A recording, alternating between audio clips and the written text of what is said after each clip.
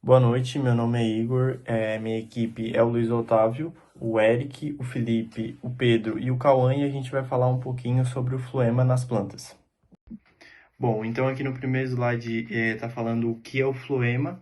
Ele basicamente é um tecido essencial, como está falando ali, porque ele é responsável, né, por transportar a seiva elaborada, que são os açúcares e os nutrientes orgânicos.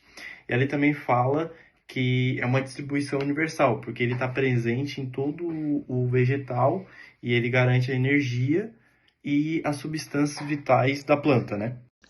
Bom dia, meu nome é Felipe e hoje eu vou estar falando um pouquinho sobre as principais funções do floema. Transporte de orgânicos.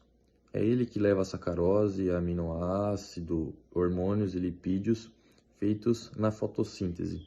Ele vai funcionar como se fosse um entregador da planta.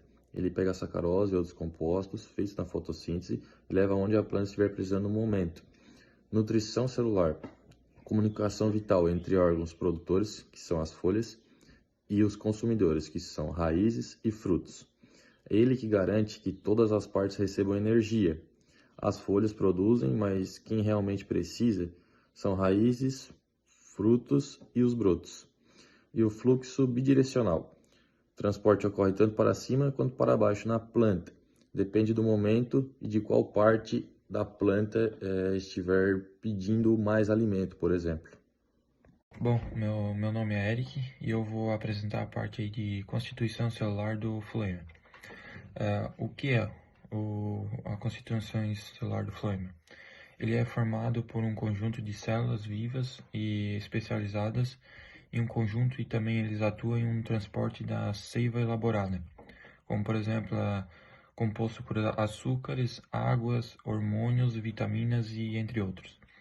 Ele também tem tecido complexo e tem vários tipos de células. Aqui temos 4 exemplos, e um deles é o elementos crivados, que são células condutoras com áreas crivadas para a passagem de substâncias. Então, essas células elas são responsáveis pelo transporte da seiva, e são chamadas de elementos de tubos crivados e formam um tubo contínuo com placas crivadas. Também temos as células companheiras. Elas auxiliam e controlam a função metabólica dos elementos crivados. Elas são é uma célula companheira que ela controla a função dos elementos crivados. E as células associadas são chamadas de células albuminosas. Parênquima floêmico. São células vivas com função de armazenamento de substâncias. Elas geralmente ocorrem na parte mais externa do floema primário.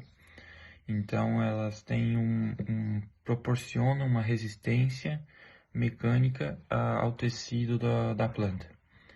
E as fibras liberinas, elas são células parênquimáticas que elas desempenham uma função no transporte da substância curta e distância. Ela proporciona sustentação e estrutura ao tecido. Agora vamos falar sobre dois tecidos fundamentais para o transporte dentro das plantas, o xilema e o floema. Começando pelo xilema, ele é responsável por transportar as águas e sais minerais, a chamada seiva bruta. Isso ocorre sempre de forma ascendente, ou seja, de baixo para cima, e é essencial para que a planta consiga realizar a fotossíntese. Já o floema distribui por toda a planta os produtos gerados na fotossíntese, a chamada seiva elaborada. Diferente do xilema, o floema pode transportar essas substâncias tanto para cima quanto para baixo, levando alimento para todas as partes, inclusive em raízes e estruturas em desenvolvimento. Juntos, o xilema e o floema formam o sistema vascular das plantas, funcionando em perfeita harmonia para garantir a nutrição, o crescimento e a sobrevivência de todo o organismo vegetal. Xilema e floema, parceiros no transporte vegetal.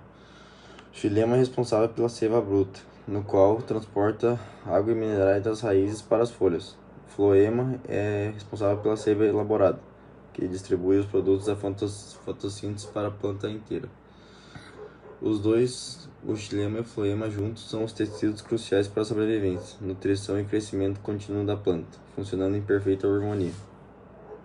Então, por que o floema é importante para as plantas? O floema é importante para as plantas porque ele tem um desenvolvimento de reprodução vegetal. E ele tem uma nutrição garantida, que essa nutrição garantida pega nutrientes e energia da célula da planta.